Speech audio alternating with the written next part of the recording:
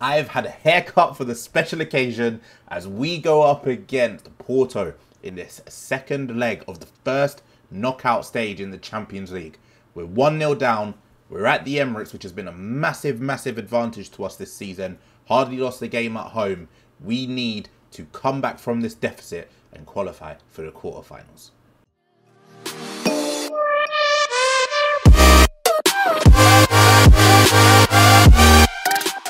Hello viewers and welcome back to another episode of this Arsenal Football Manager 22 save. I hope I find you safe.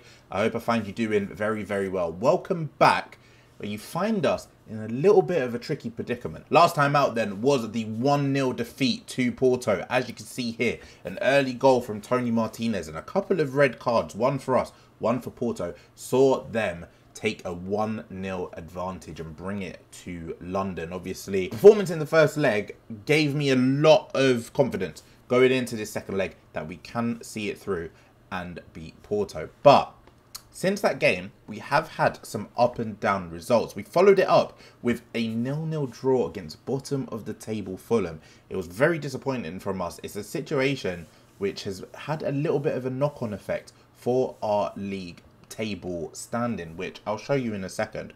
Following the Fulham game, a 4-1 win at home against Brentford, comfortable, scored a lot of goals, played a lot of attacking football. It was done in the first half. We were 3 goals up within the first 40 minutes. Fantastic performance there. We then beat Leicester 2-0 away from home. Professional performance, 2 goals from our midfielders, Thomas Partey and Martin Ødegaard, getting us the win and a comfortable clean sheet. We were then embarrassed badly. We got knocked out in the 5th round of the FA Cup by Reading on penalties. It went to extra time. I don't know how. Let me show you the stats of this game. I have no idea how it even went to extra time. Looking at it here, look at that. 28 shots, 10 on target, an XG of 3.9, and we can only score 2 goals. One of those being a late penalty in extra time, which Cesc Fabregas had to score to keep us in the game. Otherwise, we would have gone out 2-1 after extra time. But on penalties, we lost it. I think it was 6-5 or 7-6 to Reading. We're out of the FA Cup. We made the final last year.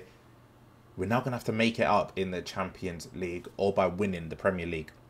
After that Reading game, another 0-0 draw in the Premier League up against Leeds this time. Another game that we completely dominated. And it's just a lack of finishing at the minute, which is really, really bothering us. In our last, 6 games, we've not scored in 3 of them. Obviously, Porto being one, Fulham being another, and Leeds being another.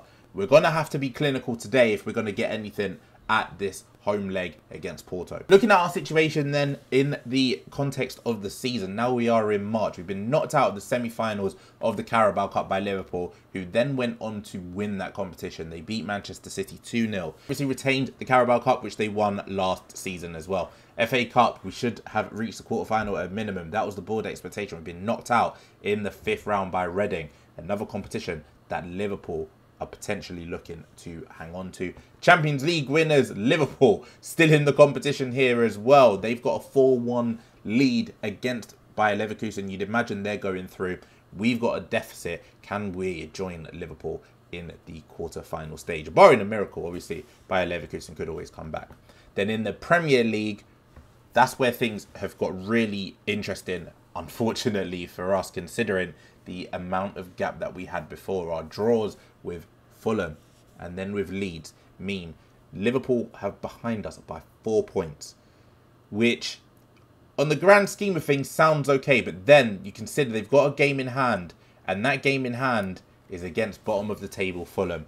You have to imagine that that is now a 1-point gap at the top of the table. With 10 games left, things are going to get very tight and very tense very quickly. Today's all about Europe. Today's all about the Champions League. Let's bring you the lineup who will be playing at home against Porto. We are going as close to full strength as possible then. We do have a few minor injuries, keeping the likes of Szoboszlai out of the lineup.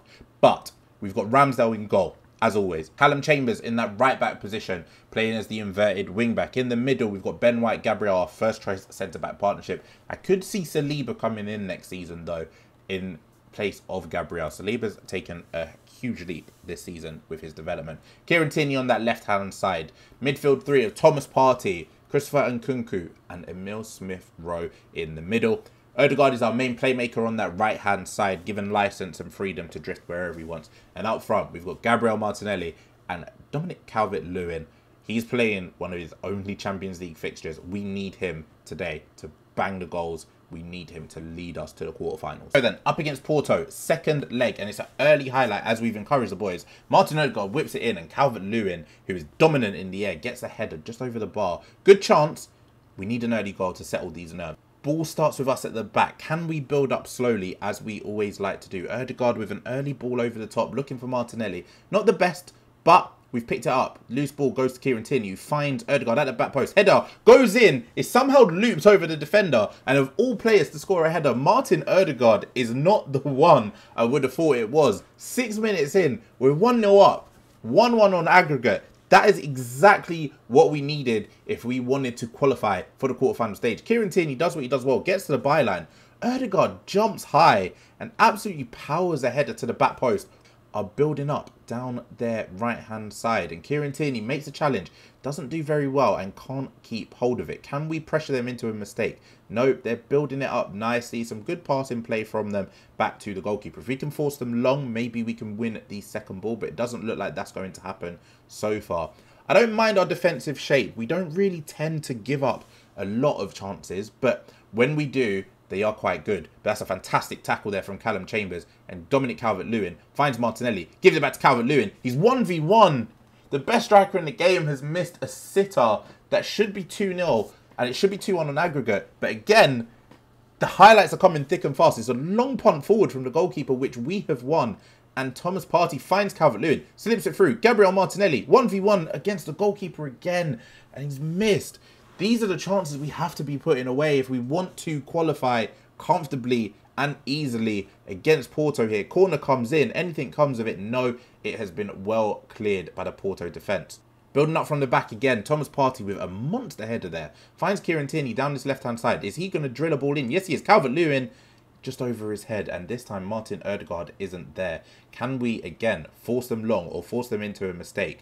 There we go. It's brilliant pressure from us. From the front. This is what we need. This is the tempo that we want. And this is what we have to do if we are going to be successful in Europe. Thomas Partey into the channel looking for Martinelli. It's not a great ball.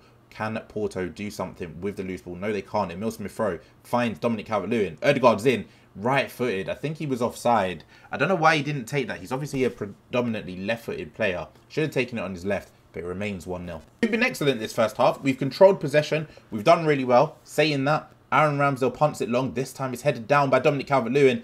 Martinelli finds him again. And he missed the first one. He didn't miss that one. Dominic Calvert-Lewin, the best striker in Football Manager 22, scores his 24th goal of the season. It's a brilliant long pass from Aaron Ramsdale. Calvert-Lewin wins the header, finds Martinelli, and then he peels off his defender. Martinelli with a fantastic through ball. And Dominic Calvert-Lewin slots it to the goalkeeper's right. 2-0 on the night, 2-1 on aggregate. It's a fantastic performance from us so far. He's clearly onside. Don't even know why they're looking at that. It's a brilliant finish. Now we are firm favourites to qualify for the quarterfinals. Free kick to us in a dangerous area, and it looks like it's Nkunku who is stepping up to take this effort. Can he get it on target? Yes, he can. Oh, he's hit the post. It's a brilliant effort from Nkunku. He's hit the post. That would have surely been game over. We've had absolute domination this game. As another free kick comes in, this time from Odegaard, finds Ben White, and it is 3-0. That's going to stand. That's going to be game over. The Emirates is a fortress this season for us. Once again, last year we were brilliant as well. Let's praise the boys because this performance has been exceptional. We may not have been at our best in the first leg, even though I felt we were very unlucky to give up a goal the way we did and not score ourselves. But this is complete and utter domination. It looks like we're going through to the quarterfinals. Can we get a fourth before half-time? Dominic Calvert-Lewin finds Martinelli. We're going to build it up slowly. Start from the back once again. Callum Chambers finds Martinelli. It's brilliant passing play. Emile Smith-Rowe drives into the box. 1v1. Should have driven that to the goalkeeper's bottom right. Unlucky from us. It's a decent opportunity. Corner comes in. Probably will come of nothing. Cleared away from Porto. corner. And Kanu this time whips it in. It's a penalty. He's given a penalty. It's a push on Dominic Calvert-Lewin. We've got a penalty in the 38th minute. Looking to go 4-0 up. Is this going to stand? Yes, it is. Penalties awarded. Emile Smith-Rowe is going to step up and take the penalty for us. Can we make it 4-0 before half-time and kill off the game completely? Yes, we can. Down to the goalkeeper's left. Fantastic goal from Emile Smith-Rowe. He's had another quietly good season. May not have scored the most goals, may not have the most assists, but another solid season for his development. A real contributor to our first team squad. 4-0, game over. Let's start thinking about a potential quarter-final opponent. Just while we are at halftime, let's have a look at some of the scores as they stand in the knockout stages as it is. Man United are leading against Salzburg. I wouldn't really want to play against Man United. Benfica have the lead against PSG. Now, if PSG get knocked out, Benfica is a team I wouldn't mind. We've obviously conquered Portugal already. Wouldn't mind taking on Benfica.